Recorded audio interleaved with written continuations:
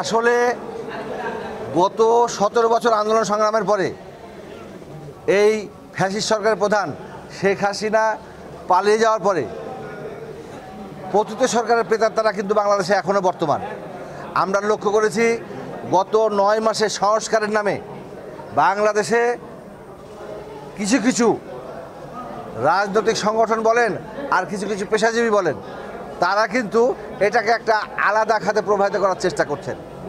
আমরা শুনেছি যে প্রফেসর ডক্টর ইউনূস সাহেব, উনি অন্তর্বর্তীকালীন সরকারের প্রধান, উনাকে দেশের মানুষ, আমরা যেটা জানি, উনি হচ্ছে একজন সজ্জন ব্যক্তি, উনি হচ্ছেন অত্যন্ত সম্মানিত ব্যক্তি, উনার অনেক অ্যাওয়ার্ড পাওয়া আছে এবং আমাদের দেশের সম্পদ, এবং আমরা তাকে নিয়ে গর্বিত।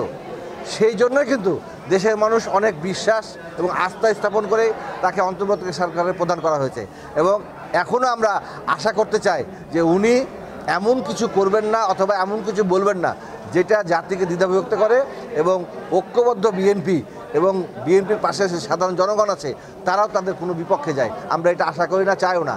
আমরা বলতে চাই বিএনপি মাত্র একটি বিএনপি দল নয়, বিএনপি হচ্ছে সারা বাংলাদেশের 18 কোটি মানুষের এখন চাওয়া পাওয়া এবং আশা আকাঙ্ক্ষার প্রতীক হয়ে দাঁড়িয়েছে।